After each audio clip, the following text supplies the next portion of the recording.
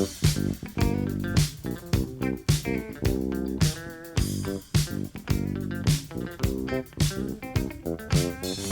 cookies. I love cookies. I love cookies. I love cookies. Welcome to Cookies, the world's most influential basketball podcast. We have yet another perfect pod headed your direction. The streak remains unbroken. Andrew Quo, how are you on this somewhat frosty Wednesday afternoon? Cold and chilling and amazing. I'm all those 90s things, man. I feel great. The NBA season's in full swing. We just had an amazing week of celebrating the release of The Joy of Basketball. I've been eating good food. What is not to love, Ben? How about you? Would you say that the celebration for The Joy of Basketball is a ceaseless celebration? Does it feel as if we're closing in on the end game of the celebration, or are we just ramping up for more and more festivities? There's no shot clock, man. This is going to go well into the next year, possibly into the next 2 years. The joy never ends, buddy. Unless something bad happens, and you'll tell me about that. Yeah, I'll let you know. I'm excited for the fall of winter. I'm very into this cold weather. I'm enjoying it. Wow. We've had some nice breezy, chilly yet sunny days. That's really my wheelhouse. And we got very fortunate with the Cookies Classic tournament. Balmy. Kind of beautiful day for hoops in the park, especially Seward Park. We'll be giving a full rundown of that soon. I think we did. Well, we did that last week. Online with photos and videos and a presentation of the proceedings. Oh, yeah. Definitely. No duh. Duh. It's supposed to be 70 degrees tomorrow, so all my chat about winter coats might seem obsolete by tomorrow, but trust me. Just wait 2 will be days to cold listen to again this pod soon. again. Yeah. So I want to talk about winter coats here for a sec. How are you feeling in terms of your winter coat arsenal? Are you locked and loaded? What do you say? Man, this is an ongoing, very fun struggle because there's no wrong way to do this. No kink shaming with coats, in my opinion. You can go, well, it's one of two things to me. You can go classy, the barber coat. I used to wear a pea coat a lot, but then I realized it was kind of like war related, so I stopped doing that. I really enjoy a good puffer, obviously, but someone who looks like a 14-year-old wearing a puffer and sneakers may accentuate the fact that I do not look like an adult and think like an adult. So sometimes I like to wear something like with a nicer line. So I have this conflict all the time. Do you have the same feeling? Well, my issue right now is that my puffer kind of got destroyed last year. What happened? And I was wearing it out one night and went to some event outside, and I rubbed against a wall, and it left this like gauzy sort of white paint along the one side of my coat. Are you talking about your black North Face? Yeah, that's the one. So it has this weird stuff all over it. So you can't really wear it and not expect to get comments. You can go like full dirtbag and just be like, yeah, I was out bombing subways and look what happened. Art bro shit. But that's my only like puffer to wear that isn't a totally insane one. So I have another one that I have not really worn in public. I've test driven it around the neighborhood a little bit. It's pink and black and yellow. What brand? And floral. It's like a snowboarding coat, kind of like one of those wacky, expensive ones. It's a fashionable puffer. It was one I was coerced into purchasing by our friend Hillary of Kalina Strata. A very thought it was shrewd great. eye, so yeah. Who thought it was great. But I'm wondering if she suspected that I would get it, not wear it, and then bequeath it upon to her. It's definitely something Hillary's that she long would wear. game. I love it. It's Yes, 100% what she would wear. Yeah. Anyway, so I've got that to deal with, and then I just bought a long gray coat that's very formal. So like I'm feeling like I have some nice tools in the winter coat toolbox, but I don't really have a go-to right now. Yeah, it doesn't sound like you're satisfied, man. It doesn't feel I'm like you not, have a ball Andrew. handler yet. Andrew, I'm not. I'm dissatisfied. Even though I have some nice coats, I'm dissatisfied. How often do you cycle through a winter coat? Does it last one season or 10 seasons? Like, do you just stick to a coat? For a while, I wore a pea coat for 20 years. Yeah, these are all relatively new. Yeah. Yeah, So yeah, I think I need a new puffer, but yeah, the paint on the puffer is really throwing me for a loop. I realize like these puffers are, I used to think they were very expensive, but compared to other stuff like, let's say, sneakers or the cost of going out to have N beer, like a nice puffer will just run you like, if you take care of it, it'll run you a few $100s, but it lasts like 5-6 years, right? If you don't lean up against some wet paint. Shout out to Nate. Well, your point is correct, because this was like a vintage puffer. And, right, in my mind they're expensive, but that's because they were like popular when I was young. Yeah, exactly. Yeah. They're like, wait, these are a couple $100. Why don't I just get a new one? Yeah, I went to the North Face shop on Fifth Avenue like a few years ago, and I was like, I can't really drop all that money on something. And then I looked at the prices. I'm like, this is very reasonable for what you get. And I've been wearing the same one for 7 years, a vest. But for a while, and you've seen me in this coat, I have a triple extra large vintage. You have like a safety green one, or is it yellow? You have a really crazy one. I have like it's called Venom Yellow. Yeah, that's They the put one. that out. It was extra large, double extra large. They put it out and no one bought it. So for a while, they were all up on eBay for like $30. So I bought one for like that amount of money. Awesome. Kind of new. Someone had worn it before, but like it's still good. It's a bit much. And then I also have a vintage blue one that is way too big for me. Ever see the Christmas Story where he falls down and can't get up? That's my vibe. I look like Costanza shit, right? But it's warm, it's toasty in there, and I love it. So yeah, the North Face 1996 retro. It's $280. Like, it's not nothing, but yeah, it'll in my last you a mind long they're time. like unattainable. Yeah, in my mind they're like $800, right? And it's like a North Face maybe next year, and then you look at the price tag. I'm like, this is real money, but also, again, it'll last you a long time. You're like the most unattainable objects you can get. The 96 Nupsy. Yes. The Ken Griffey Jr. rookie card. Like, things that no one can afford. They're just beyond the imagination of the normal human. So I unloaded all my vinyl records like in chunks this year. Chocolate covered almonds. No way, man. Those are for kings. Yeah.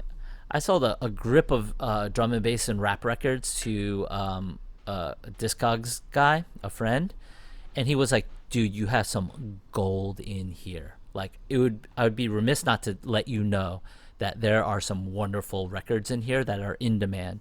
I was like, oh shit, what are we talking about? I was like, well, you have like a first pressing of the Ghostface double vinyl, you have like a Photech record, you have a Square Pusher record everyone wants. I'm like, holy shit, what are we talking about? He's like, I can probably get like $75 for these.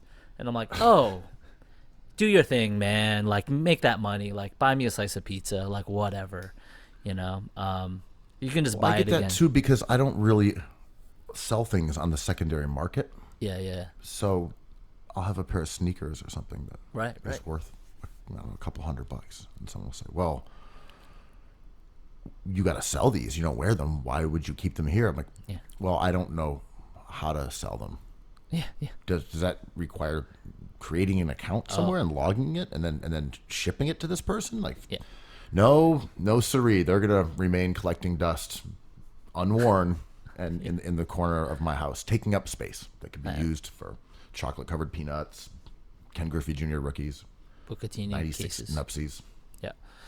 Yeah, sometimes I'll do that quick math and be like, yo, I really want that North Face vest, and maybe I'll get it when it's on sale in the summer. And then I'll be like, shots and beers for everyone in the bar. I'm like, ooh, that was my coat, dude. But you know me, I like to equate joy into the equations in life. So like sometimes like having N beer and a nice meal is worth more than like a puffer vest, right? Of course. Of course. I mean, isn't that the whole point of traveling? That you know it's temporary? You're not coming back with I love a physical souvenir, items though. for the most part. You're having love an a experience. magnet. You're coming back with memories, etc. And, Yeah. I mean, and I know this is like super cliche, but you do remember that shit forever, especially if you're not someone who is incredibly well traveled. Yeah. You know, the earliest trips that I took when I was able to leave the United States, those are treasured memories. Remember that time we went to Spain? Wow, Spain. They were speaking a different language. Yeah. Spanish, they call it. Sadly, you also remember the days when your drip isn't tip top. You'll always remember rolling into Facts. Clandestino with a sullied North Face coat. Oh. It never goes away. No, the stain is permanent, both on the arm and on my reputation. That's right. Both marred. Written in ink, man.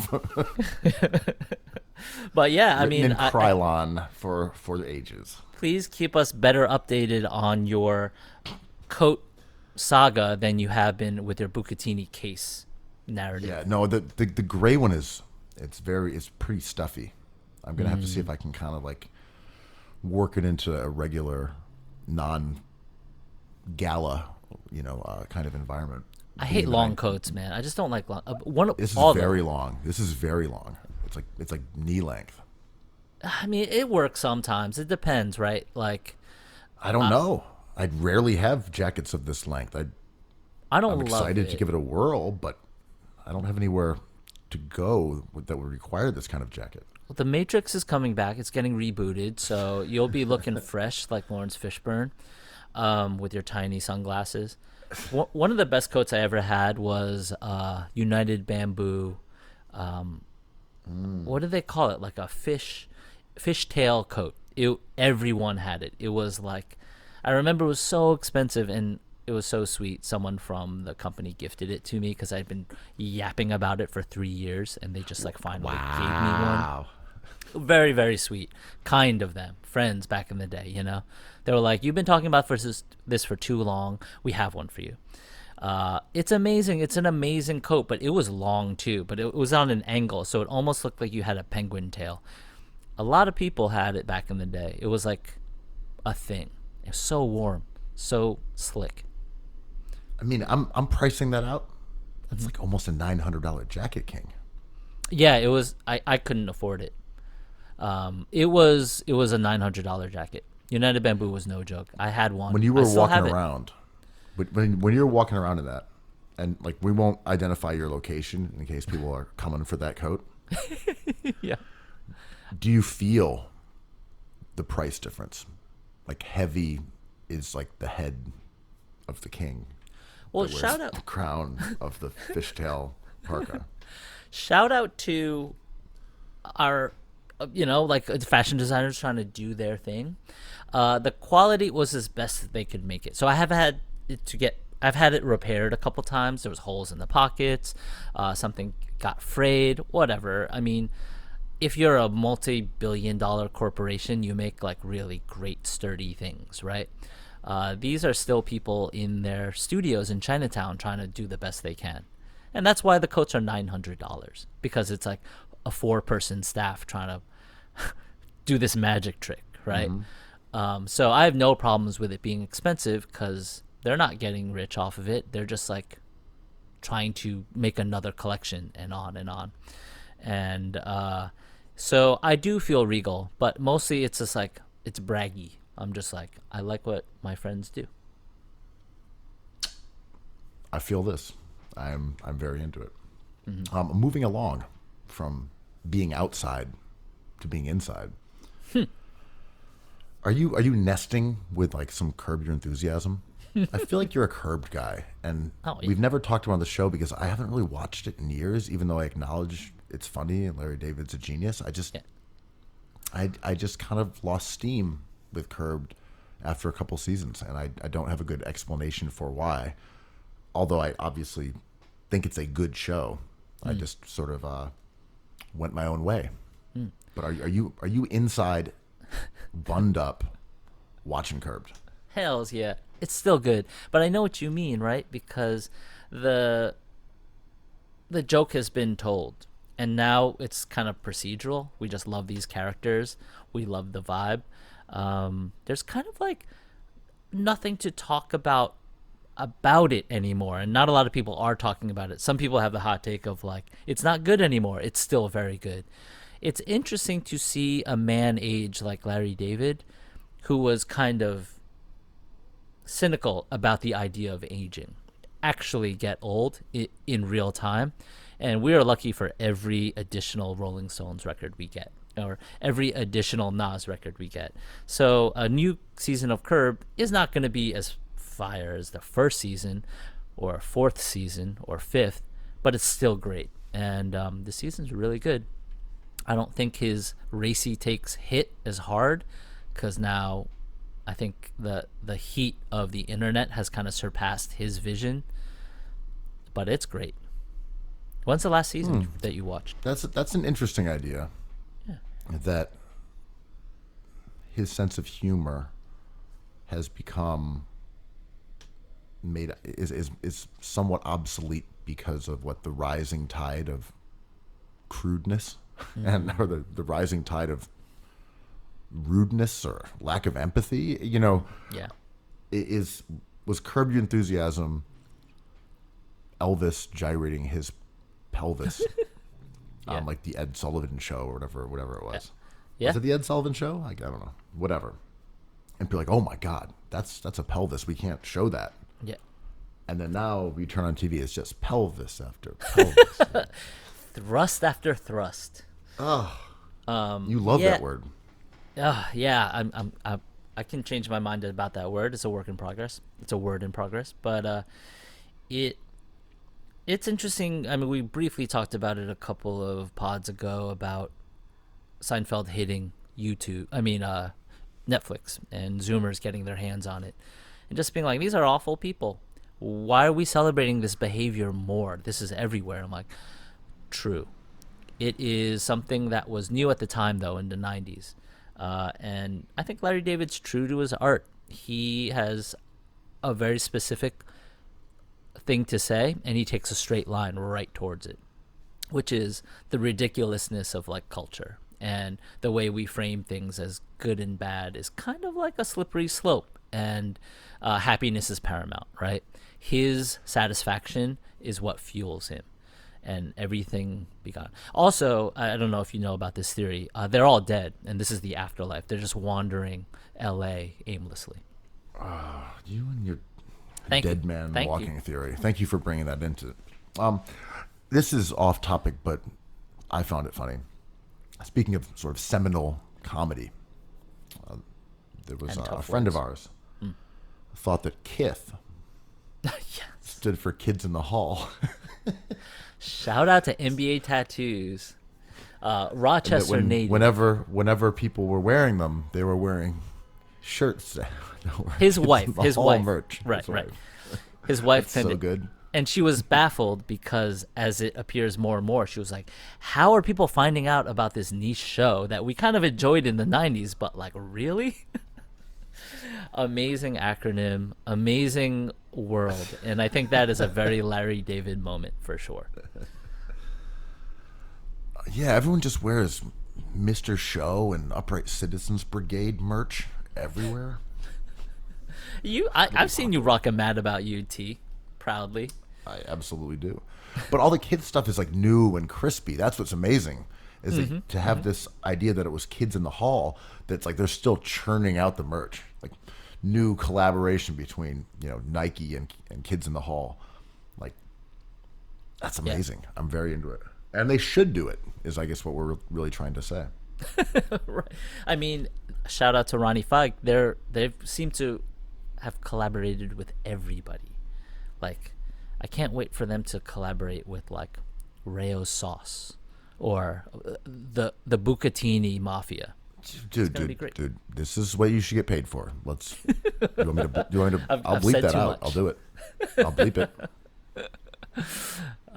Yeah, man. Come at me, marketers. You say, Ben, bleep it. It gets bleeped. That's how this show Can I get a works. bleep? Yes.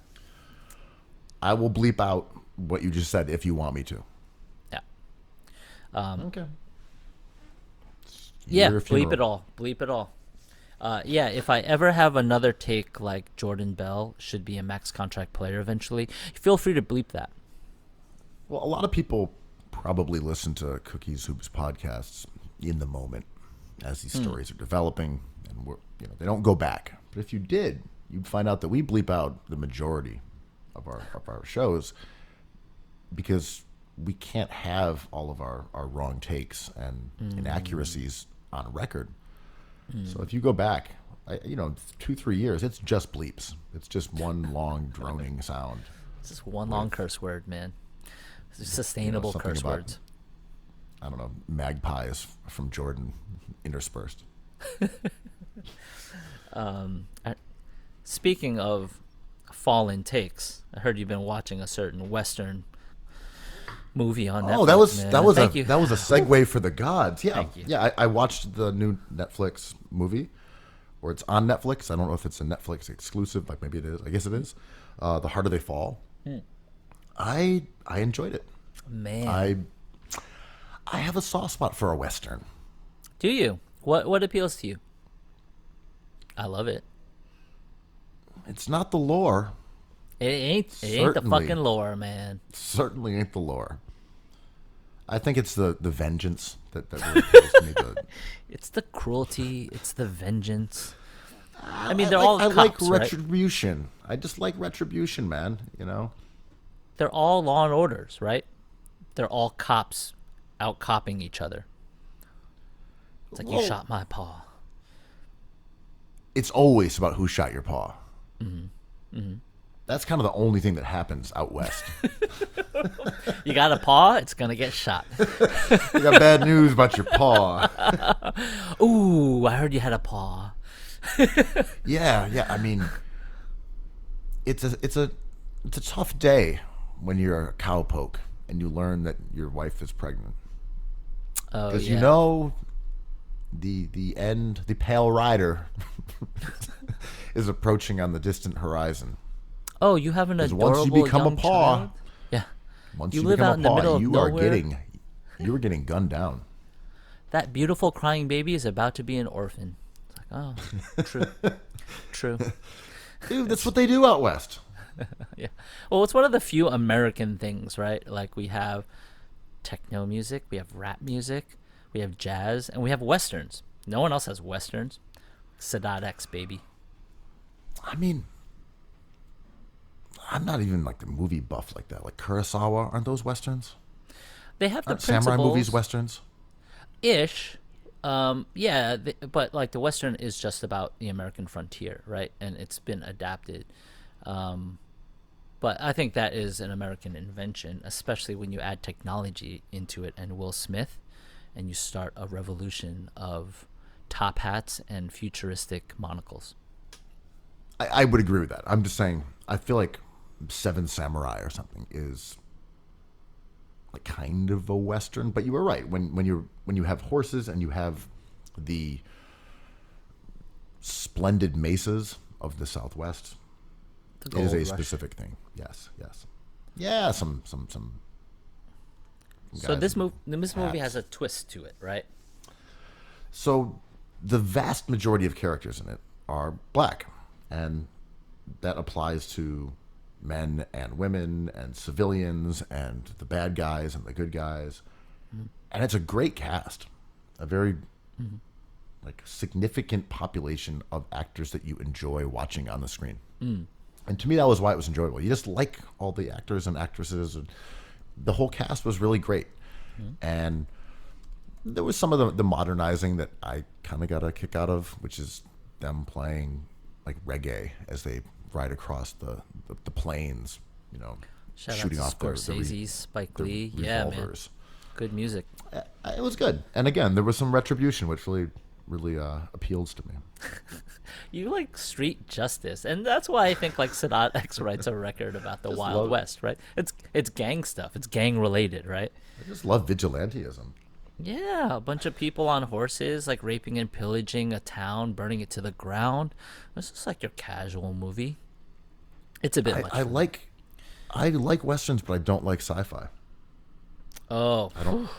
that's why we're a yin to each other's yang, buddy. That's how this works. It's how this goes down. But I hear you. To me, westerns are a bit too violent. They make me sad. There is so much meaningless death that, like, I would think about The Unforgiven. That movie was like Clint Eastwood's love letter to his career and to the art form. And to me, it was like just way too sad. He's got his best friend, Morgan Freeman. He gets shot, and I'm like, this sucks. And then they put his body with a bunch of candles in a casket for everyone to see. I'm like, this makes me sad. I'm just soft. I'm a little soft, I gotta say.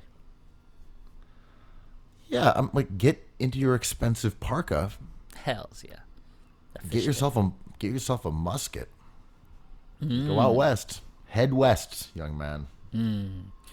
I mean, I'm trying to think of like Western, and like Mark Wahlberg, the honorary captain of the Boston Celtics, was in that movie Shooter, right? And that was an update of a Western. There's so many updates of Westerns, Westworld, whatever. Shooter is great. Oh, come on. How was that great? I mean, I watched the hell out of it, but like... I've watched that movie at least 4 times. That's great. What the hell? You've watched Shooter 4 times? Yeah, he's a loner out for retribution. I mean, do you think Dave He was Havlicek framed. is a top he was 20 player? They framed him up. Are you dribbling in shooter circles like Bob Cousy? Just like in mid-court, just dribbling in circles. Look, I didn't want to do this on the pod, I but didn't want this to come out like, shall we bleep this? No, I've more seen news Shooter for you. 8 times. No, I this will also serve as an announcement, I guess, but this pod is kind of spinning off into something the unshootable, the unshootables, The re-shootables? The re-unshootables. Yes, yeah. And we're gonna watch it again for the 6th and best time. Can we apply this Western philosophy, this wild Western philosophy, to anything basketball related? Is there lawlessness on the court, is what I'm saying. Is Lance Stevenson playing a banjo? Is that you're Western? saying you want more cops or more retribution? Same thing, man. I mean, the Utah Jazz, are they the Wild West? They are the sheriff. They have many sheriffs on that team. They've assembled a posse. But Giannis. In the words of Phil Jackson, Giannis was revealed in this month's issue of GQ as maybe being someone who enjoys some law enforcement, shaming everybody looking good. We've known this. We've known this, but now it's been confirmed again and again. But he said, if you're dressing up for the runway or the tunnel, then you're taking brain space away from what you should be contributing to the game. As he poses in designer clothes It's in a even fashion worse. magazine. It's even worse, King. He said, "Fuck, sorry, F no." Don't want to say. Cops don't curse. Don't want. Never. This guy would never survive out west. We all curse. Man, let me tell you one thing. This is me.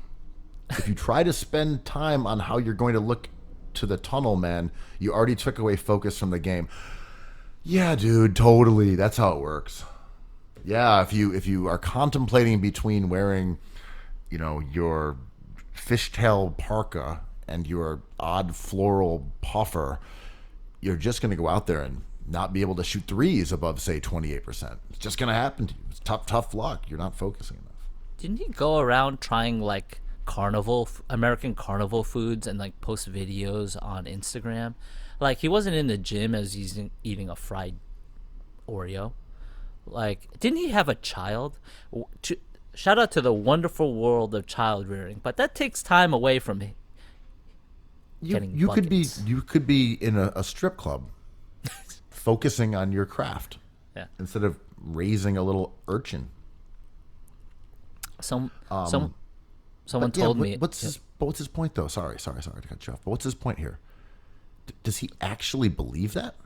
No, he's got the Like, Jordan original. is that real, or is that the kind of thing you say knowing it's absolute nonsense? That I don't even think he believes that. But the no fact one that- believes that. No one believes it. And the fact that he says it, it's just like he's just conditioned, and maybe he's smart to say it, right? Just to get the boomers off his back. I was at our Regal book release party, and one of my friends came up to me, and she was talking about like, yo, these young players don't have this fierce competitiveness that Jordan and Kobe did, and they never quit. They were just working on their craft. And me, like a co-author of The Joy of Basketball, said, Jordan quit on the league and his team and his city twice. Kobe Bryant was not the best rapper of his era, but he surely tried very hard every offseason. Like, how come he wasn't the best rapper? Did he not work hard enough? Did that take time away from the gym, maybe? Like, my point being, like, Giannis is a complex dude with a lot of thoughts, and even though he's on record saying this, we're smarter to believe it, right? Like, sure. But no one believes that if you take time deciding what sneakers and He has his own sneaker line. yeah, he doesn't have to think about it. He just puts on his own sneakers. Right. But this is the posturing of the Silicon Valley guy who says, "Well, I just wear a black turtleneck and the same pair of jeans every day because I don't want to take fishtail away cut. my precious brain power deciding between like a blue shirt and a white shirt." It's the same energy that he's doing here. So you're saying LeBron, who clearly cares about what he wears and is the greatest player of all time, he's been self-sabotaging for how decades. good he could be. I know. Yeah, if you told Squandered his talent on Tom Brown short sets. if you told Steve Jobs, rest in peace, it's like, oh, we have no black turtlenecks today, but we have a striped one. He'd be like, fuck no, get me a black turtleneck over hell or high water, right? Like, I need to be in that black turtleneck. It's like, it seems like you do care about what you wear every day. I kind of wear the same stuff for years and years and years, like white t-shirts. Someone asked me how long my white t-shirts last in my life on Twitter, and I will say I have some from the 90s. I don't know. I'm like an indie rock guy, so like dirty white tees are something I enjoy. But it's as rigid as someone who's like, well, I want the flashiest, most colorful puffer coat that I'm going to give to my friend Hillary Tamor. It's the same energy, right? Yeah, I mean, I don't blame anyone who wears the same clothes every day. That's cool. Find a look that works for you, that you're comfortable with, and do it. But the idea that you are operating on a higher plane than people who actually decide between items that are not identical is, it's not like it's like a humble brag or whatever you want to term it as. And to me, that's what Giannis is doing here. Like, yeah, I wear gray sweatpants because like I care about basketball more than anyone else. And we see this from Giannis repeatedly. This is Giannis's deal. He's a guy who says he cares about basketball more than anyone else, and that's why he's so good at it. That's his brand. And this is a tried and true like basketball cliche. We've seen it for ages and ages and ages, and that's what he's leaning into. Oh, I don't wear these, exciting clothes because I care about basketball. Like, I'm not afraid to humiliate myself by missing shots because I care about improving more than other players, et cetera, et cetera. But going back to your original point is like, Giannis does have this charm, and part of it is because his background and his story is so engaging, and he's fun to watch play. He's got a great smile, and when he came into the league, he was mesmerized by things like smoothies. Like, oh my God, a smoothie! Holy shit! It's interesting though that he is, in his stardom, has kind of embraced these very specific parts of basketball mythology and a way to position yourself as like the king of wanting it more. And it's funny, right? Like, we kind of mentioned sometimes this exact thing with Giannis. And when you just look at it, like, compared to last year, he's shooting worse from the field. His 3-point percentage went down. His free throw percentage went down. I'm like, is he too distracted being on the cover of amazing magazines like GQ, which we love? We love this from our athletes, but maybe he should skip that photo shoot and get some buckets in the gym, right? No. I mean, clearly, with his free throw rate or free throw percentage and his 3-point percentage lower than they were as a rookie, what has he been doing in all these years in between? Just letting his talent go to waste? Does he withering away from his rookie peak? Yeah. You're right. So his rookie free throw percentage was 68%. He's at 68%. 68, 8, 3, 67, 8. Does he want to get better or not? Spending all his time picking out gray sweatpants to wear into the arena. His 3-point percentage as a rookie was 34%. It's currently 27%. At least he's taking like 5 a game, though. 4.7. That's right. Anyway, we've discussed this about Giannis enough. I like Giannis. I like Giannis. I like Giannis too, but we also should make fun of these kind of statements. Yeah. I don't know. You're spending all that time picking out a yellow blazer. You clearly don't care about the sport. No one believes this. Yeah, no one believes it. It's a song, as you would say. It's a song. Yeah. And Giannis looks amazing. I love his style. I love his tunnel style. It's not as flashy and good as someone like LaMelo or PJ Tucker, but like Giannis doesn't look bad. He's not showing up in a burlap sack. Like, I think they're up to like Russell Westbrook, for example. I love it. Yo, Giannis like put all these details in his shoes about his history, his family. Like, he cares about this stuff, man. I agree. I'm calling it out for him saying something that he does not even believe himself, and no one on the planet believes. It's true. It's true. Speaking of people on the planet, nice. I love it. It works.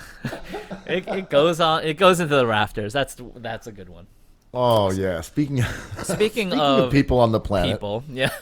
that applies to the crowd at Brooklyn Nets games.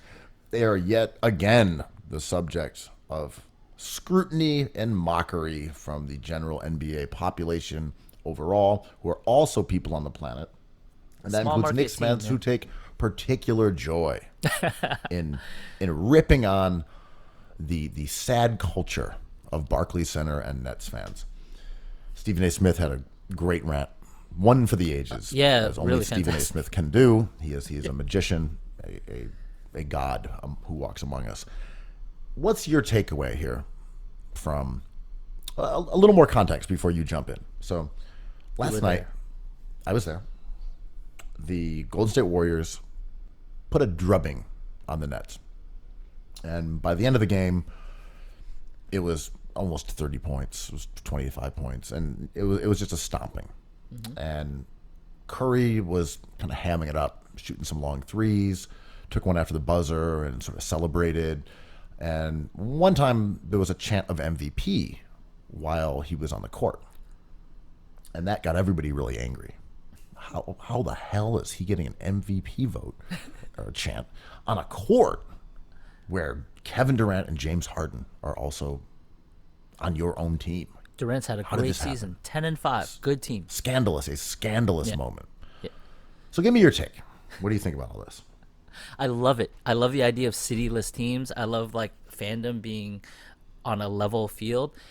If you just do like kind of some simple like math, maybe it's like Barclays is in a very affluent neighborhood, very tech related. Money in San Francisco. Warriors only come to town twice a year.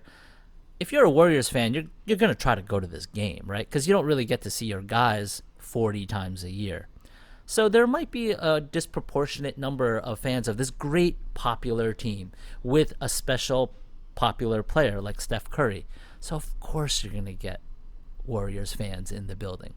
San Francisco and New York kind of have a pipeline to each other, right? Especially that neighborhood. And I loved it because I think the idea of loyalty and authenticity, like a broken record, I just don't think it bears much fruit. I think enjoying everything and being able to laugh and clown about yourself is like the ultimate fun of being at a game.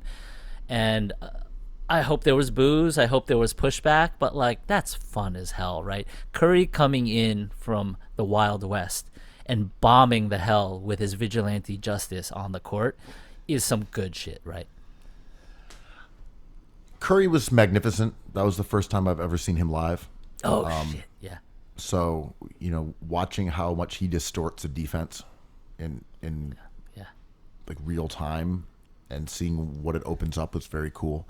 How they run 2 screens, not even like a Spain pick and roll exactly, but they just run some motions around him, and the defenders are just clawing to get through it, and they just have these backdoor cuts that are just open all over the place as a result. It's like it's really cool to see, watching him and the defenses like frantically navigating where he is on the court spatially.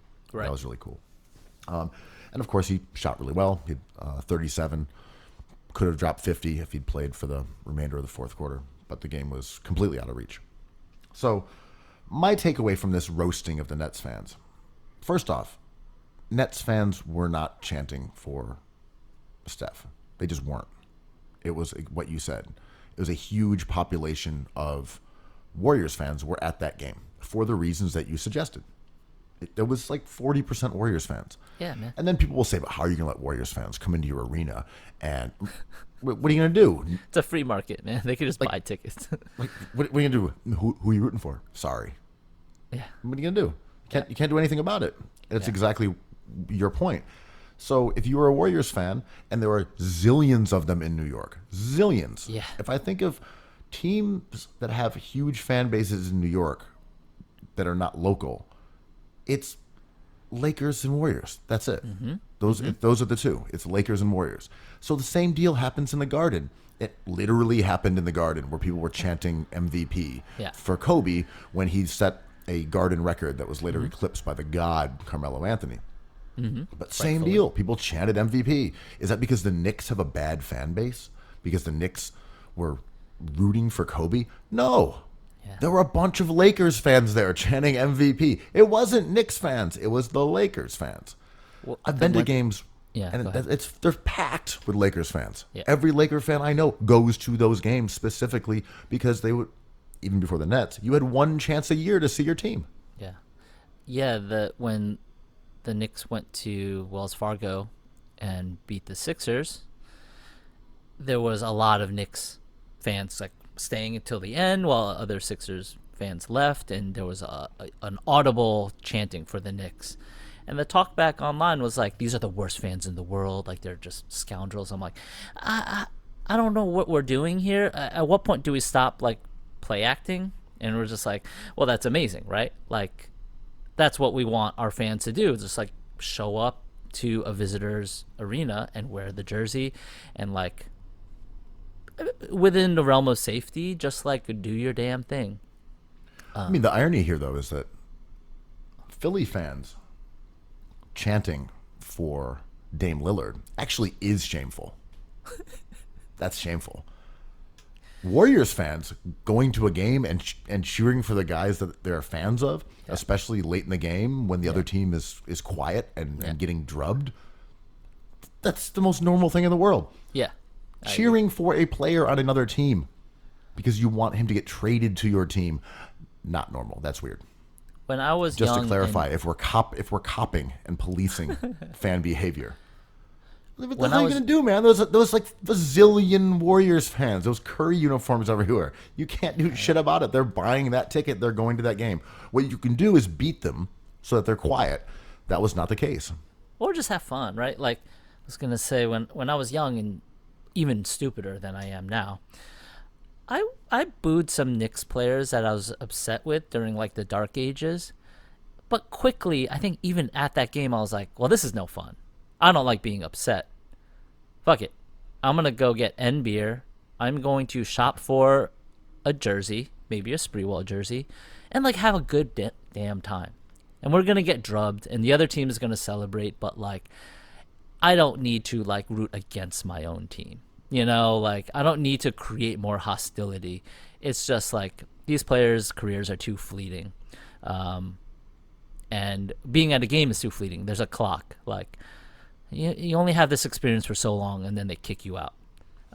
So I don't know. I love the idea that we're a fan of the NBA in general. I think like they should sell Curry jerseys in every team store. They should have Julius Randle jerseys available everywhere. I think it's cooler that way, and we can enjoy this thing better and not worry about like loyalty to a team or as a fan and as a player. Makes sense to me. One thing I do want to say, though, to kind of push back a little more against the outrage against Nets fans, is that there is a perception of Nets fans as being like gentrifying yuppies who live in Clinton Hill and Park Slope and Carroll Gardens. Fort Greene. It's not really true if you go to Nets games. That demographic is represented, of course. That's a big local part of Brooklyn and right around there. Mm-hmm. But Nets games, that's not their core demo. Nets games are, in my opinion, far more diverse than Knicks games. They're really diverse. You have Knicks is a generational wealth, though. Yeah, but I'm agreeing. I'm saying you look at Brooklyn, it's more diverse than Manhattan. It has different like cultures and groups that are represented at Nets games. There are a lot of Orthodox Jews. There are a lot of Hasidics. There are Caribbeans. You know, there are people who are like Italian or Middle Eastern who are from like Bay Ridge and that area. It is well indicative of Brooklyn in many ways. It is not like the Garden in that way. And that perception that it's just like cornballs who bought a brownstone and like getting stroller arguments. But it's not really who's at those games. Some of them are, but that's not really the population. That's the only thing I object to. Now look, the Nets did a lot of things wrong. You know, you can talk about how they could have changed the name. They could have come up with a better logo or color scheme. They could have made Barclays less, funereal inside and less grim. There's all these things they could have done differently. They could have, instead of going out and getting a MAGA protest hub, right? But instead of getting washed up vets from the Celtics, kept and Karis Darren Silver, Williams, kept Jared Allen, they could have done a lot of things different. Yeah. And my point here is we can acknowledge that, and they still would not be anywhere close to the Knicks. They are a new team in a new place that was already had a team itself. Yeah. There was no crying need for another team in Brooklyn. They were always going to be up against this exact issue that they are always confronted by. We've done our share of roasting Nets fans on the show. Do they deserve it? Yeah, I guess. But this was impossible. This was impossible. I disagree, maybe down though. the line. Are you I'm saying sure? give it some time. Yeah. But I'm saying people who love basketball and are in New York, we're Knicks fans. Like they're Knicks fans. That fictional character of the Andrew Yang who says, "I'm done with the Knicks. I'm a Nets fan now." Like, no, you're not. You're gonna come crawling back as soon as Randall hits another fadeaway. Well, I hear that point for sure, but my brain says like things are changeable, right? Like we set our clocks back for no reason. We just do it. Like if you would have asked me if daylight savings existed, if I would do that, I'd be like, over my dead body, take away an hour of daylight. What's the point? I just do it blindly every year, just like it's time to get weird. And like the Nets brand marketing and branding is like huge parts of everything. And I don't think the Nets are stuck doing this thing and they're doomed just to be in the shadow of the Knicks. They could have done a bunch of stuff and just made the thing hot as hell, right? Like it could have just been a nuclear kind of excitable thing, and they didn't go that direction. They went authenticity. Whatever, I think it worked well, but like they went for veterans, they went for all-stars, they went for classic. Their jerseys are very classy, right? They went for Biggie Smalls instead of like a character. They went for a Knight mascot instead of like a fluffy, big-eyed, blue dog. They made all these aesthetic decisions that I think like we can talk about. I don't think they're doomed. They've just there's certain types of visions that have certain types of reactions to it, right? Well, I completely agree with you. I'm saying, though, that even if they had done it right, and they'd done this masterfully, and they were called the Brooklyn Zoo or the I like that. Brooklyn Pride, or they had cool mascot, cool logo. They did everything right. They still run into the same core issue, though, is that Knicks were here first, and it's just going to take time. Like, why would there be a bunch of diehard Nets fans right now? How is that even possible? Even if they did this right, it wouldn't be possible.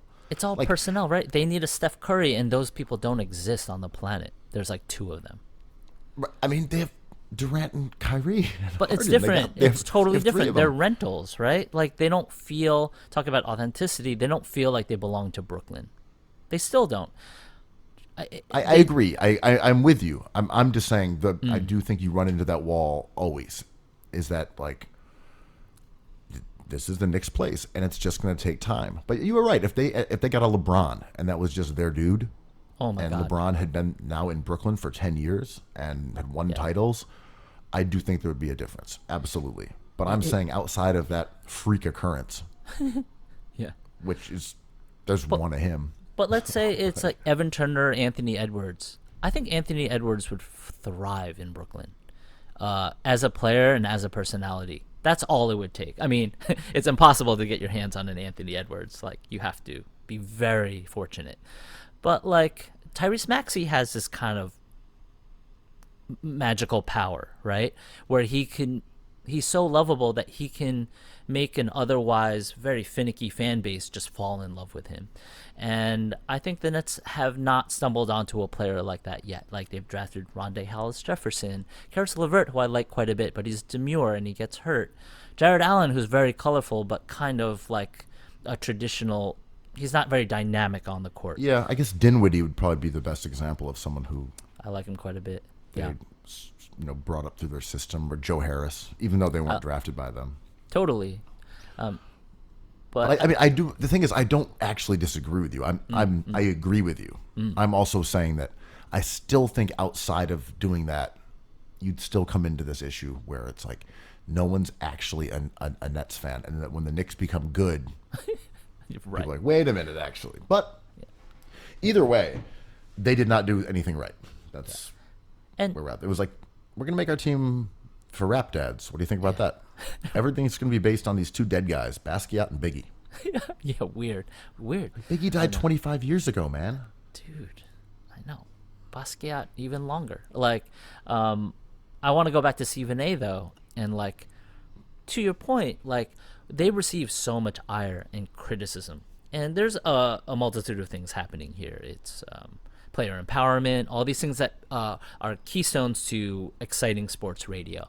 They're not loyal. I mean, especially Kyrie having a third eye, and they're a good team still. I think they're in the mix for a championship. I think Harden and Durant are playing well, and they're just cruising still. They're trying to figure out the new rules. They're just trying to stay healthy. They're missing Joe Harris, who's kind of a key component, as well as Kyrie Irving. Like, they get blown out by a streaking Steph Curry and awesome Golden State Warriors team. Okay, that sucks, and I don't think that's nothing. But if this team doesn't make the Eastern Conference Finals, I think we'd all be surprised, right? This is still a good team. And the way Stephen A. does an amazing job of being like, does Kevin Durant owe Kyrie Irving an apology? I'm like, no one is thinking this, but now we are, you know? Like, did he make the wrong decision? Is Kyrie betraying the city of Brooklyn? And I'm like, okay, that's weird. We can talk. I don't think so, but fair enough. And it kind of takes a life of its own where if we just strip it down, like, the Nets have a pretty good thing going, I think. Yeah, I will say with this though, they were clearly missing Joe Harris. Yeah, for and sure. It felt like a depleted team. And part of that is just their personnel. You know, I had a lot of sympathy for Harden and KD watching them go against Golden State's defense, which is very good. And they were really rotating on a string and almost playing a zone a lot of the time because they don't pay attention to Blake. And that's what's sort of lost in these discussions about dunker spots and like spot up threes. If defenses don't respect you taking a three, even if you can technically make it, you might as well not even be there. Like, or you have to take it a lot, because that's what happened. Harden would do his little pitter-patter dribble, get around somebody, drive into the lane, Euro step. Defenders converge on him. He kicks out to Blake. Blake catches the ball, kind of eyes the three. The defender closes out. Then Blake tries to back him down or passes it off again and resets. And you're like, that's exhausting for Harden or KD. You're beating your man off the dribble, a guy who's a good defender. You're getting double teamed. You're making the pass, and a shot doesn't go up, and then the ball's back in your hands. Can you do that again? And it was the same result. It would just end up back in Blake's hands on the baseline corner three. And sometimes he took it, sometimes he didn't. But you can't run an offense like that. It doesn't work. It's just asking way too much of James Harden to just break down the defense repeatedly on twice on every possession. Yeah, I agree. And they're missing key components to their point of view, which is Kyrie Irving and Joe Harris. It's based off of what they do on the court and the space they create with their specific skill sets. So, we're not even watching the thing at full strength, I don't think. Will we ever? I don't know. I assume Kyrie eventually comes back. But I am certain Eric Adams is going to change that rule and let him play. He's from Brooklyn, and he could conceivably bring the Nets a championship. He'll do it. I mean, it would be smart for him to do it. I think I don't know. Outside of political thoughts, it would be smart for Eric Adams to do it. It'd also be smart for him to live in New York and run for mayor. He didn't do that and still got success. So, fuck if he cares about anything. He's like a lot of these Bridge and Tunnel fans. Well, it's funny you mentioned the Knicks crowd. Everyone thinks it's the Bing Bong crowd, and they're there. But it's mostly Wall Street dudes whose companies have bought up season tickets for 20 years. It's 100%. It's just a lot of corporate shenanigans going on in the Garden. And of course you get the Bing Bong guys representing, but the Garden is still kind of expensive and dominated by season ticket people. And you know what? This is one other point I wanted to make when we were talking about the Nets, is that the Garden is expensive, and it's not that accessible in terms of transportation or financially for a lot of people who live in deep Brooklyn. Yeah. It's a long train ride. Getting to Barclays Center and paying $18 for a seat in the 200s, that same seat is $75, $80. Yep. If you go to a Knicks game. Yep. You can just go with your girl or your boyfriend partner. or your family, who your partner, or whatever. You can make a non-expensive night out of a couple drinks and 2 tickets and go sit in the 200s in a Nets game that is completely impossible to do if you go to the Knicks game. You can't do it. The price of the tickets is just so much lower. I love that, right? It's I love that neighborhood with where Barclays is, and you can say a lot of things about it, but it's a nice place to get a snack. And I remember one time I was just having beer with a friend, and it was almost tip-off, and they were like, should we just go and watch a game? I'm like, we can't get tickets. And we looked it up, and it was $15. And we're like, yeah, let's go to the game. And it felt awesome. It felt like a New York moment, right? And we're just in there watching Spencer Dinwiddie ball out. And I was like, that's so cool. Right now, in real time. Yeah. We are about an hour and change from tip-off. And this is not a sexy game tonight here. It's Cavs at the Nets. Oh, I like it. Cavs are Oh, cool. no, Cavs are cool. no Mobley. Yeah. Upper sideline, wrote 207. $15. Man, and that's fun. including your price. Yeah, and I like to, at that point, I would hang out your style, right? But we have those tickets, but we could just hang out in the rotunda, kind of just be in the vibe of the building, meet friends, have a snack, be around the 100s, but not go in. It's a fun 3 hours for $15, right? Yeah, so Magic Knicks, also tonight, also within an hour and change. Cheapest ticket I can find, $65, $50. That's a lot of $80. You might as well buy a $77. fishtail coat. Save your money and buy a fishtail coat. Might as well buy chocolate-covered almonds and a Ken Griffey Jr. rookie. Upper deck. I do not see a seat under 60. That's just It's expensive. 120 versus $30 difference. So that's why I'm saying, like, let's not be too snotty about the Nets fans, because it does serve a purpose.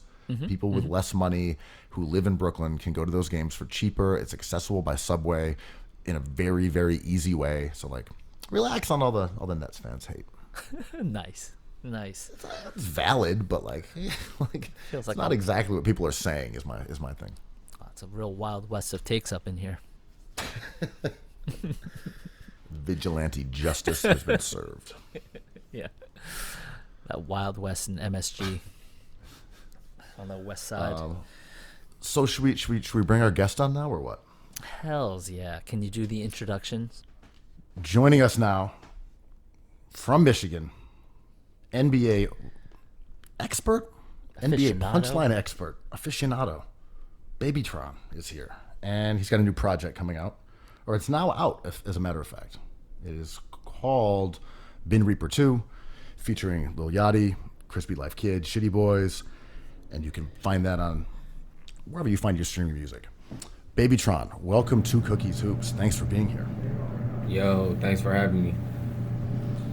So, for those who are not up on Detroit rap, we are based in New York. So we're used to rappers coming from like a heritage of like Nas, Rakim, this in the pocket delivery. Jay-Z, very polished, very like, very, very rhythmic, cadenced. Tell us about the Detroit flow right now, because I'm very into it, but where did it come from? I don't know if it just evolved over time. People rapping, the beats we rap on and stuff, but a lot of the people from Detroit nowadays are like punching in, so it's not like all rapped at once, or it's really a freestyle. A lot of people from around here really freestyle in the booth, go in, punch in one line at a time, two lines at a time, for 2 to 3 minutes at a time, and then come out with a song. I love that because it adds this different kind of density where you're kind of waiting on every line. And Yeah, definitely. it's a totally unique sound because it's very different. And as you probably have heard, in New York rap in the past, people would get kind of heat for punching in, and it turned into like its own art form itself.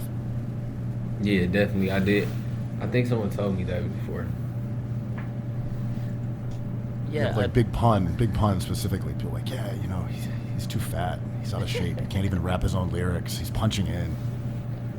well, I kind of almost want to sometimes push back on that and be like, a lot of people say, BabyTron, your stuff is like, it's cityless, right? Like, it is a product of kind of our whole community as rappers and rap fans, the internet, right?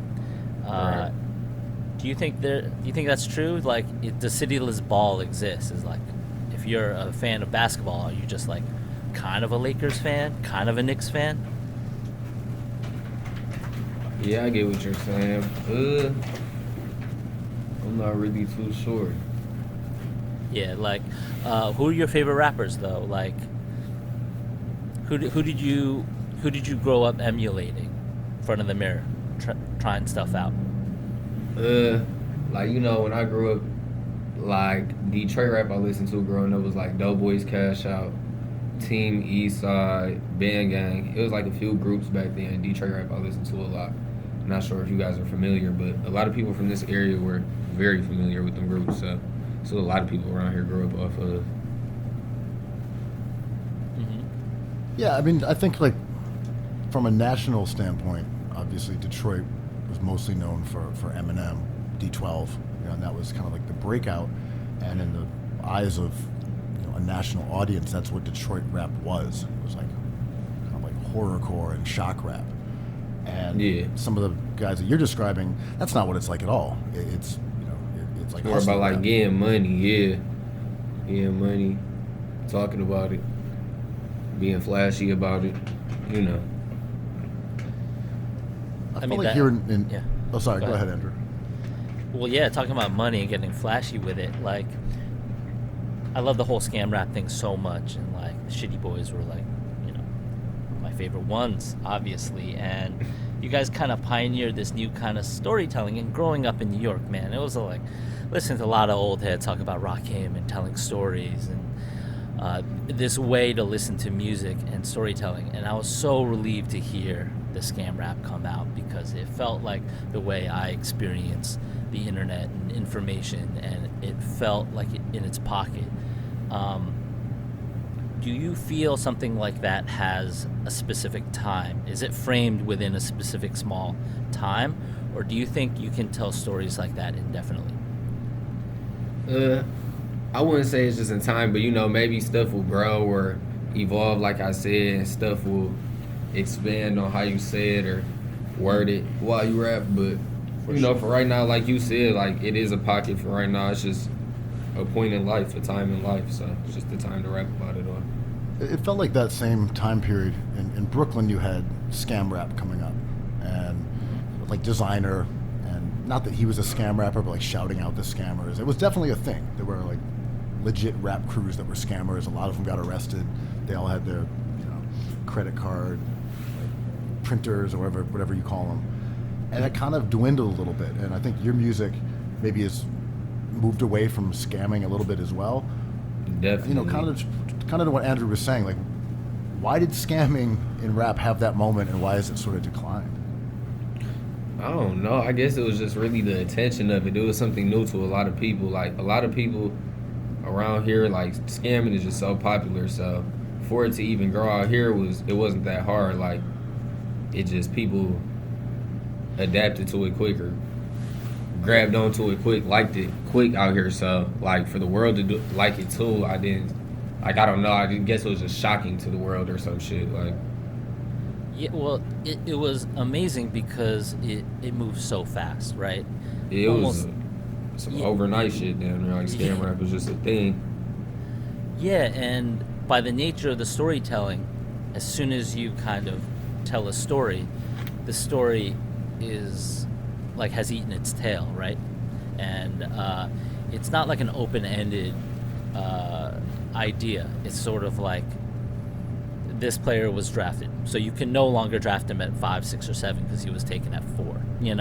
And Yeah. it kind of puts a full stop onto a thing, being like, these are all the things I can do to scam so and so, and it goes so fast that it was kind of breathtaking and kind of awesome and kind of like ballsy, right? Because you were ending other people's content as you were making your own, right? Right. Did Well, you I ever think of s- it in that yeah. in that way when you're saying, like, if something is new, like scam rap was in that moment, and you sort of extinguish the novelty, it has to sort of die a little bit of a slow death, right? Like where can you go after telling those stories? Could scam rap have existed indefinitely? Like, we're still doing scam rap? Maybe not. Right, like it's just a topic maybe people grew up on, especially me. Like, I still talk about it here and there, but I don't try to make it the main topic on my music anymore, for sure. You ever scam any NBA players? Who's the most susceptible to being scammed? Is it Kevin Durant because he's so plugged in? I can't even say that. Oh man! I wouldn't scam KD. I mean, I forget who got scammed in New York. A Nick, right? A Derek Williams, I believe. He got all that jewelry taken from him in the middle of the night. He went home with some girls from the club, and he claimed he was drugged, but he might have just passed out, and they like made off with his watches. Or they were good scammers, man. They just got it. You got got. It's terrible. I mean, so as like a hoops fan, Right. your age, you're in your early 20s. So I was just quickly doing the math. So the last time the Pistons won a title was 2004. So you're like 5 years old, say. Yeah. Like, do you have any sort of cognizant memories of that team? Which Yeah. Andrew and I are older. Like, I remember that team really well. I was rooting for them against the Lakers. But like, what's your memory of the last Pistons title winning team? Like, I just remember, like, I think I went to a couple games that season as a kid, and then, watching on TV. So I remember a little bit, but to say I remember, like, everything about that season or something, I don't. But I have a couple memories from back then. Like, I definitely remember them winning, though. I mean, that was such a special team. You know, I was always a Lakers hater. So Hells. when Detroit was in the finals against them, I was just like such a Pistons fan temporarily, knowing that they're going against Kobe, Shaq, ring chasers like Gary Payton, and then Karl Malone was on that team, even though he got hurt. And then the Pistons like waxed them. Like it wasn't even competitive. It was like teamwork type team. That team was. The team Didn't was seem like they had a star player. That was just a team. Well, yeah, and like the come up of Rasheed Wallace finally after all those years in Portland, so close to beating Kobe and Shaq, to finally get some teammates, right? Like even Tayshaun Prince. Finally seeing him at the peak of his powers was just a wild ride. But then afterwards, kind of Detroit went into its rebuild phase, right? And that's kind of, I'm assuming, most of your memories as a kid, like a lot of, was that the Darko era maybe? The Darko era began right after the championship was won. Darko gets an era? I love Darko, man. He didn't pan out, but like, what a cool player. It should have been Melo, but Like the whole history of the Pistons might be different if they'd taken Melo. You know, I don't know what they were thinking taking Darko. Yeah, that was, in retrospect, a poor decision. But you know what Andrew was just saying, I think the power of retrospect is when you can look at those pieces and see someone like Tayshaun Prince. And we knew he was good at the time. We knew he was a valuable player. But to look back and now, with sort of the gift of knowing how the NBA changed and what 3-and-D players are and what versatile, switchable defenders are capable of doing to help a defense, Tayshaun might have been better than Rip Hamilton. You know, he might have been yeah, for sure.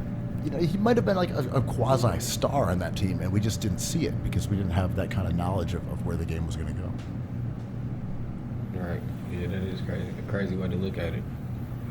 Yeah, when you do raps about like ballers like Kate Cunningham, do you ever, who I love, do you ever worry that like they'll flip on you? Like, let's say you did a rap about like Michael Porter Jr. and he comes out like anti-vaccine, like, oh, there goes my track, or like Markelle Fultz, right? Like, ooh, I'm going to do a rap about Markelle Fultz, #1 overall pick. He's going to be great, and then something doesn't pan out for him. Do you ever think about that when you're making your art? No. It's just usually my art is just in the moment, really. So whatever I say was in the moment or going on at that time in life. So just like the Cade Cunningham line, when I said pull the buffs on my jacket, Cade Cunningham. I had made that song the day after I was at the draft party at Little Caesars Arena, and I seen him do that on the Jumbotron. So it just made me rap about it the next day. Amazing. So are you a Pistons fan, like first and foremost, and then an NBA fan, or are you like sort of, I guess, agnostic about having Like if I had to say like a team I like, yeah, I stand behind the Pistons, but like ever since I've been younger, I've been like a LeBron fan. So I guess you could say I'll be wherever LeBron be, but I just want to see LeBron get rings. So Wow. yeah, I'm This a kind LeBron of fan. falls into what Andrew was talking about, post regionalism, because in order for LeBron to become great, he actually had to go through the Detroit Pistons, and Yeah, he that scored was 27 straight against them one game. I mean, it was one of the most incredible performances I've ever seen, especially with the context of beating one of the best defenses that has ever existed and just scoring every single time down the court for an entire fourth quarter. Just remarkable. But I loved it. Instead of you seeing this and saying, fuck that dude, you're like, nah, actually, I ride with him. I'm a LeBron fan. Like, what can you say about a man like that? I feel like you hating if you say anything poor about a man like that. I don't know. I get heated when boomers are like, it's still Michael Jordan. I'm like, what are you talking about? We're like in year 50 of LeBron. But like, I think LeBron is undeniable. But do you have hate for someone like Steph Curry? Do you see someone like Dame Lillard show up and be like, get the fuck out of here? No. You like them all? Yeah, when I was a kid, I used to not fuck with people, but I grew up, though. I fuck with everybody. The joy of basketball. I hear you. Man. Yeah. Definitely used to be like that, though. You know, like a team beat your favorite player or some shit, you not fucking with them no more, so. Yeah, man. I mean, But no, like, everybody for me, nowadays seem pretty cool. I ain't picked nobody to not fuck with yet. I was going to say that, we're almost in this era that's becoming slightly post LeBron, and I feel like a lot of those sort of cultural tensions of like, are you rooting for Kobe? Are you rooting for LeBron? Are you rooting for Steph? A lot of those have kind of disappeared, or we don't have the new ones yet. And looking around the league, I'm with you. Utah is the only team I kind of don't like. Everyone else, like Cleveland, they're sick. I like Cleveland. Sacramento, cool. But even The NBA Utah's is in got such- good players. Like I No, don't they're hate they're Mike good. Conley. I don't hate them. I just root against Utah by default. But The like, police officers, true. Yeah, like What you got against Utah? oh, I feel like it goes back years and years and years, like the Stockton Malone thing, and like their fan base, shitting on Dennis Rodman. I don't know. There's something about Utah that just always has rubbed me the wrong way. But I do think like Gobert is a good player. Donovan Mitchell's a good player. I mean, the player is not the player's fault. Right. but you have to have a villain, right? You have to have something to push off of. Not that you hate the Utah Jazz, but every time the Utah Jazz roll up to MSG, I'm like, well, I will be not rooting for these guys for 3 hours.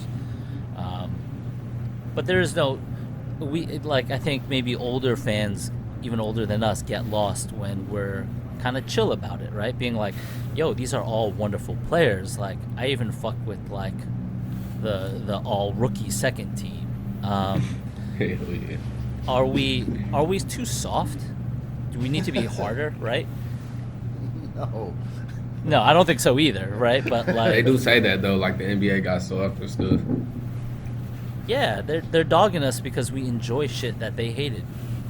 Well, actually, that's a good question that I want to ask Tron. Is that, basically your life experience because of your age of following basketball has all been in this era that older people like insist is soft and like bullshit, and it's all threes and everyone's just running around and there's no defense and there's no hand checking. Like, from your perspective, like, how do you view those kind of criticisms of like the modern game?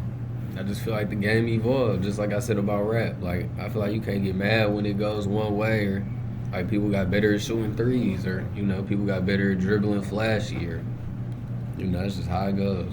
People get better over time. And when you go back and watch clips from like the 80s and 90s, what stands out to you? Like, sometimes, like, just who was guarding like the star players, like I see why he had 50 Craig points, Elo. or you just see the defense, like, wow. But it's just, some players back in the day who definitely had defense and stuff, but that's what sticks out to me, though. Most of, like, the defense just seemed weak. I mean, it was tough, but it was, like, the competition just didn't look there besides the top players. At all. And you look at the early 2000s and you watch the Sixers highlights with Iverson, and people talk about him being Oh, inefficient Detroit now, Pistons legend Allen Iverson. Okay. like, one in the same. But when you watch them, the Sixers offense, it's 4 guys standing in the paint and Iverson trying to like find a shot. Like, there was no spacing, there was no shooting. Like, it would have been completely impossible for him to have the kind of efficiency that guys like Steph or Harden do today. The game looks foreign. It doesn't even look like the same sport sometimes. Yeah, they definitely just changed that rule for James Harden. Right, it has to be Oh, for that- Harden. It's hating on Harden, but like it really And Trey. Well, I was gonna say, like, they want Trey to be a superstar for the league with the Luka Doncic rivalry, but they kind of fucked up the things they wanted to protect too, right? They wanted to fuck up Harden, but instead they kind of fucked up Damian Lillard. Yeah, like, Yeah. basically all the people who got a lot of their points playing that type of way can't get them no more, or got to find a new way. And this is the first season trying to figure it out. Do you like it? Yeah, it's interesting. I was going to say Lillard is a great example because he was drawing, he had a ton of fouls last year, and now he just can't do it. And I don't know if it's that he's just getting older or that the rule changed, but he was not someone I would have anticipated having this kind of decline based on that rule. It may just be part of it, but it's odd to your point. There's a whole handful of stars that just are not kind of the same score that they were a year ago. Yeah, it just changed a lot of stuff. Like, I just wonder how the season gonna go. Who's gonna win MVP or how the stats gonna look at the end of the season. That's just all I want to see. How it ends up, how people progress or decline. Is this finally Paul George's comeuppance? Is he finally ready to step into the MVP light? Because right, certain players adapt better, right, and like it affects someone like Dame so much because it affects his spacing, it affects him getting a clean shot off at the arc. Like he can't really mess around anymore. He kind of like boxes himself in. Like I can feel that in like when we box ourselves into like a podcast or like what must feel that box ourselves into a song, right? Like there's kind of like fewer ways out of it for every possession for him. Yeah. And then you also see someone like LaMelo. Sorry, go ahead. What were you gonna say, Tron? No, go ahead. Well, I was just saying you see the creativity of someone like LaMelo is so unique, and he sees basketball in a different way than like Dame, who of course is, you know, in his early 30s. He's played in the league a long time, playing the same style and kind of mastering basketball as it existed. Maybe it doesn't exist in quite the same way now because of those rules. I think it's just going to take some time to adapt. But that's what LaMelo is just so exciting to me, because his approach, you know, whether you're looking at it from an artistic standpoint of art or any other, or music or any other kind of like cultural shared language, he's doing something different. He had that play yesterday where he kind of crosses the guy over, pauses, and jumps off his back foot, and hits kind of like a Dirk fadeaway. Like those were 4 different combinations of moves that I've just never seen before, constructed in that order. Yeah, just evolving, being different, finding new ways to score and stuff. Yeah, I like when, to your point, Ben, when LaMelo even takes shortcuts instead of being a maximalist. He just like in mid dribble, he'll just shoot up a bank shot and it'll go in, and it's ugly, and he's just like, well, I don't have to call glass. That's your move, you know. Like it went in. I shoot that shot a million times in my childhood, and I'm shooting it now. You know, Tron, being that you're a Lakers fan, LeBron. Ooh, it hurts. You know, LeBron's a little hurt up. You know, would you say you're optimistic about LeBron getting another ring to add to his collection? Yeah. Based on what we've seen thus far. I feel like he's gonna end up with 6. Woo. Because if he gets 5, he can't not get 6. But how does that work with this current Rob Pelinka constructed Los Angeles team? He's gonna have to do some LeBron type things. Like I don't even know. He's just gonna have to pull through all that. He's done it before with worse teams, so he's got his guy. He's got 2 of his guys. We're Russell Westbrook fans over here. But like, you know, shout out to Malik Monk. Shout out to all these role players that maybe like not even are as good as his role players in Cleveland, right? Yeah, I mean, you watched last night when you watched Caruso and Caruso's good, and Lonzo playing for the Bulls. You're like, man, that kind of backcourt. Yeah. That would look good in LA. They should acquire some gentlemen to play like those dudes. What a point! I already had him. Yeah. Think about the players. Think about those players. Julius Randle, the king of New York, wearing that gold welcome and to Randall's purple. Island. Yeah. He's been playing good. So what's up with the Pistons, man? Like, how do you feel about this young core? Big Jeremy Grant fans over here. Cade Cunningham. Is Killian Hayes going to do anything? What's your take? I feel like they should do everything next season. Oh, what do you mean? I feel like they should tank for a top pick again. Hells yeah. You like this skinny white guy, man? Have you seen him play? Chet Holmgren? Yeah. Yeah. He's kind of nice, right? But he's very skinny. Could he be the next Poku? Is that what you're telling me? Oh, I love Poku. None of that Poku slander. But yeah, I mean, but how long can you tank for? Because Jeremy Grant is a good player, right? Like, not to say you're on the Jeremy Grant clock, but like, right. It would be a shame to squander some of these ballers. Like, I love Beef Stew, and he's ready. He's ready for his chip. I feel like they should only. I feel like they should only tank for one more season, though. I feel like they should only just do next year and then. Would you? But Would also, you like, tank? how do you avoid tanking, right? You know, you sign who you sign. Your players are as good as they are. I don't. No, yeah, see that, how I'm saying if it comes down because they were like what, 1-9 or what are they? The Pistons, 2 or something. they're currently, let's see here, 3-9. Yeah. Oh, so they won a couple games recently. So I don't know.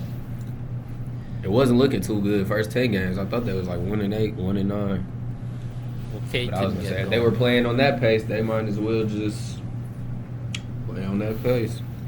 I I agree. mean, that was And- kind of the thing with the Knicks, right? It was like everyone's like, the Knicks are tanking. I'm like, no, they're trying to win. They're trying.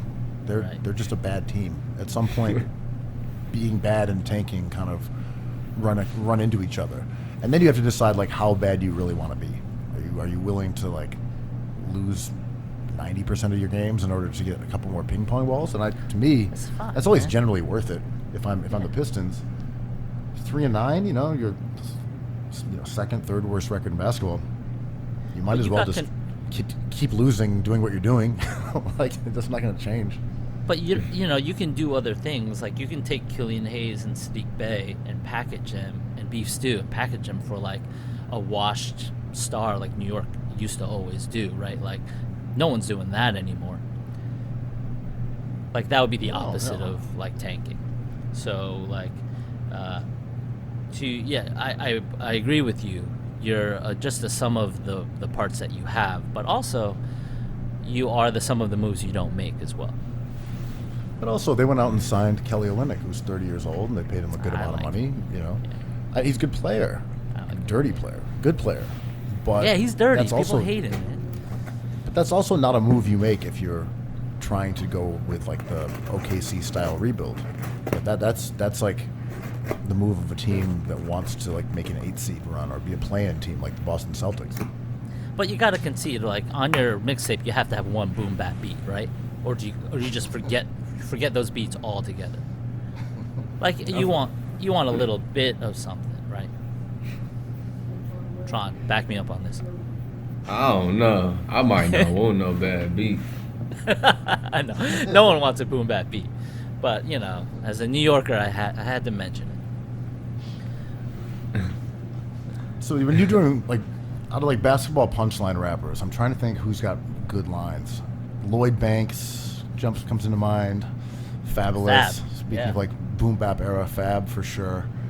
Joe Button, when he used to rap, I don't remember too many of his projects, but he definitely had basketball punchlines. Tron French Montana snatched just says balling like blank a lot. Balling Just like the- Chris Paul. Mom, that was amazing. Well, Tron kind of took that crown away from Fab for me, because I love how deep Fab got into rapping about the NBA. Are we still allowed to talk about Fab? He's cool, right? Like he did something bad, I forget. But yeah, Tron, like, are you partial to rappers who rap about ball? I wouldn't even just say that. I think because I don't try to rap like anybody anyways necessarily, so I think that just comes from me as a person throwing that into my raps. But it is cool to hear somebody, like, especially if I like their music and they incorporate it into their music. But I don't know if I go out of my way to look for that. But I do appreciate that when I hear it though.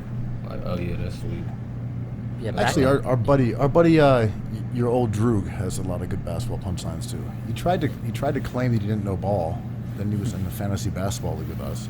Then he drops all these punchlines about like Robert Pack and like '90s references, despite being relatively Robert young. Pack. Yeah. He's up there actually with basketball punchlines. Pretty good. Well, I was like, you're dropping Turkoglu references. Like that's hard. solid. It's very solid. Yeah, people were joking like, yo, how's Drake gonna incorporate Antetokounmpo into a rap? I'm like, that's easy. It ends in a vowel, right? Like, there's a wealth of cool sounds with all these guys' names. Back in the day when SportsCenter was a thing, Tron, I wanted them to hire musicians and rappers to rap about the night's games. Right. The degree of difficulty is too high, right? Like, there's no way that goes down without like 10 writers. Come on, I say Tron could do that shit. I think Tron could And do like- that. and shit. I could do that. It's too with much. with punch-ins. Just give him 15 minutes. For a whole I NBA could season, definitely do that's a that. max contract, man. He's like working nonstop. Like, Yeah, that is crazy every day just to rap about what's going on every day in sports. Wouldn't that be so cool, though? I don't know. At the time, I thought it would have been cool. I mean, Back now in the day, I that might have been the job to have. Oh, yeah. that would have been like the Stuart Scott era. Yeah, exactly. Every night would be a Yeah, mixtape. now it would be like Mad Skills year-end wrap-up. You're like, oh, here comes like the rapper who's gonna like, you know, talk about Jokic again. Like, God damn it. Yo, Tron, back in the day, we used to buy these things on compact discs. And I used to go to Canal Street, like the bootleg central of New York City. And there were some good tapes, like the DJ Drama ones, obviously. We all bought those, the Droughts. But then there was like extraneous ones that like cost the same amount of money. If there was a basketball jersey on the color Xerox cover, I would buy it. I wasted so much money on NBA affiliated mixtapes that really didn't have NBA content in them. Did I get scammed? Yes. They're tugging at my heartstrings. Definitely got you. Right? You put Cameron in a Knicks jersey, I'm like, well, here's $4. It's gonna happen. You can read I mean, me from isn't a this mile just away. this is just the Kith Knicks business model? Yo, shout out to Kith, man. Woo. Just put Jewels in a Knicks jersey, and everyone will rush out and buy it and yell "Bing Bong." Yeah. Yeah. How do Detroit fans think about what's going on in New York? Are you laughing at us? Like, the Bing Bong thing was funny. I thought it was part of our culture. Is our culture a costume? Like, man, are we lame to everyone else in the NBA except us? No, I don't think we look at New York Knicks fans as lame. Yes.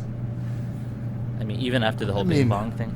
I mean, Knicks fans are enthusiastic. I don't, you know.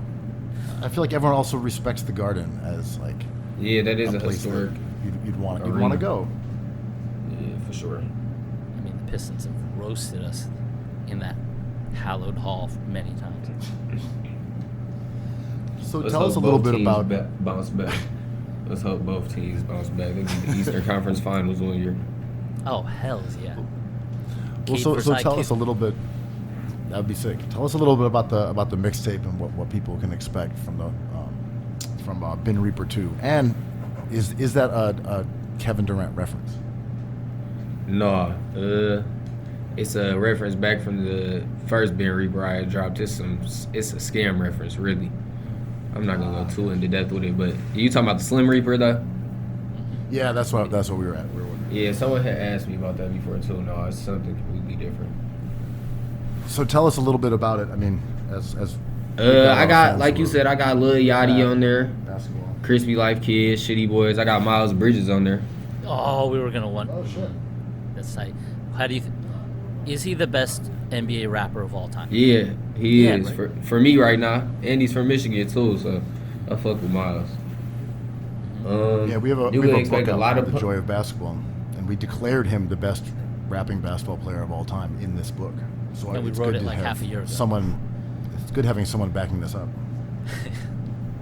Yeah, I fuck with Miles. You can expect a lot of basketball punchlines though, like you said, a lot of punchlines, a lot of stuff that's gonna fly over your head, a lot of stuff you're gonna have to run back and re-listen to, a lot of groovy beats, a lot of soul touching beats, a lot of beats that's gonna catch you off guard. Like, did he really rap on this beat? All types of stuff, bro. You just gotta go listen. It's 27 songs of pure fire though. Yes, dude. Yes. I felt like Luka Trončić had Yeah. your taste for production, like you're all over the place. I like how a lot of it's very electronic sounding, a lot of it's almost like disco-y. I mean, I fucked are with the you Office working with song. the right? Are you working with like the same set of producers on this album or other ones, or are you like sourcing them from the internet? What's Yeah, I your always work with like production? the same handful of producers. Like if I want like a groovy electronic beat or something, I go to somebody or this producer. But I've been working with a lot of the album came from like a lot of the producers from the Hip Hop Lab, the studio that I'm signed to and work with in Detroit. So like Mark Anthony, Danny G Beats, them two especially, they did a lot of the samples and like just beat chops and all that type of stuff on that album. So shout out to them. It's a lot of Detroit producers I mess with though. So being from Rochester originally, I've listened to a lot of RX Poppy, and he definitely has Detroit influences. I don't know if he's cool with people there or there's a falling out or whatever, but for me, some of that like that sound was definitely from the Detroit producers who worked with those guys. Right. What's his relationship with like you and the Detroit scene at this point? I'm not sure about the Detroit scene. I'm not really I'm not too familiar with bro. So Gotcha. Yeah, because it's a lot. Listening it's to like that the and world's then so hearing big, Detroit. bro. It's like so many people I hear about who's like 100 times bigger than me from like LA, and it's like I never knew who they were, bro. It's just like a whole different world out there or something. Like it just be crazy how that works. But no, I wasn't even. I gotta look bro up though. So I mean, I guess that's kind of an interesting point now, right? Because like, what's your view of like rap success or stardom look like? Is it? I mean, I on the definitely feel radio? like- Is it shows? What do you want out of this? Just having like your own like, it just depends. Like you could be known, but you could be known for like the complete wrong thing. It could be one thing, and everybody could know you for that one thing. But like, I think like as long as you build like a genuine organic fan base, that's what I feel like you make it from. When you have like a real strong organic fan base, do you feel like it's holding you up, your career up, like to the highest point you've been at? So Yeah, that's where I feel like some people get you wrong when they're like talk about memes and like hitting an idea that wasn't necessarily your intent. I'm like, that's a language that younger people understand. Like you understand. That's not important, right? Yeah. Like it's more about showing up and keep on doing stuff, and whatever you get known for, you get known for. But then it's erasable as well, right? definitely, like you could just be known for one little thing, and you were known for that whole week, but something else came up, and nobody remember that shit. Next week, they definitely not gonna remember it. A year from now, it might spark a flame 5 years from now for 5 seconds, but that's it. Like, I want to be in someone's face all day, every day, forever, like household name. So that's what I'm looking for. Yeah, there's people go who are very like precious with the music they put out, right? Where it's like, okay, we're gonna put Jay Electronica is one who comes, but that's an outlier, right? But I guess A$AP Rocky was kind of like that. Did a mixtape, then put out an album, then a couple years, then another album. When the volume of music that you put out, as you said, here's 27 new songs, here's another mixtape, here's another album. What's the benefit of putting out that much content? Like, how do you feel like? Is that a strategic thing, or is that like just If you can do it, I feel like if you can do it good, then you can do it. Like, if you could put up 27 points per game off 10, 12 shots, in opposed to 30 or 40, it's just like, however, like you just can't miss if you're gonna do that much. I feel like you gotta know what your fans like, and you just gotta do it right. But you also just must love making like rap songs. Oh yeah, I be making a lot of music. I don't want to stuff. waste stuff. I usually don't want to waste stuff because a year from now I might not think it's as hard as something I made, up to date. So I like to just let it go during the time. Like I said, a lot of my stuff is during the moment, so it would be no point to hold it for a year. And that's what I love about music now and the way we talk about things now, because to Ben's point, we manufactured these albums and they were these statements, but now it's kind of like, I think of artists like Encore or just like people, or like blogs, right? Like or newspapers, people who tell stories in the moment, and then it's up to the reader to kind of accumulate all these stories and come up with the thing. Like sometimes we wait for albums too long, right? Like Purple Haze 2 took too long to come out, and then it was like we were kind of over. I just wish he kept on making mixtapes. But yeah, to your point, I think it's a way of making art that a lot of people were touching at, but now it's like it's being done in a way by people like yourself. And I think of Lil B a little bit. Like, it was just awesome getting that volume of great music constantly. There's also something generational here too, because when we grew up, you would go and you'd buy a tape or a CD, and you might hear from that artist again in a year and a half. If Yeah. you were lucky, you got one album a year from someone. Like that was Right. that was as good as it got. And now there's a different mentality, I think, which is neither good nor bad. It's just different. Where you'll hear someone's album, you'll flip through and be like, all right, that was cool. What else you got? And someone's like, well, that's my album. That's it. Yeah, that's That's all it. I got. That's what I gave you. You're like, yeah, that's fine. Okay, yeah, listen to it. What else? And your method definitely feels more of the moment, where it's like, oh, trust me, there's more coming, and it's coming out really fast. And check my YouTube. Check this. Right, you're more gonna see content. 2 new videos this week. Hells yeah. Amazing. Type Damn. mentality. You don't sleep. No days off, man. I'm definitely in the lab every day working. That's It's like basketball. If you stop shooting the ball, you're gonna forget how to make it in the basket. Damn. Yeah, but what if you're DeAndre Jordan and you practice and get worse? At that point, it might not be for you. Exactly. But I mean, he's 7 foot tall, so he has no choice. Oh, he's a king for sure. He's got some other stuff that he's good at. Yeah, definitely.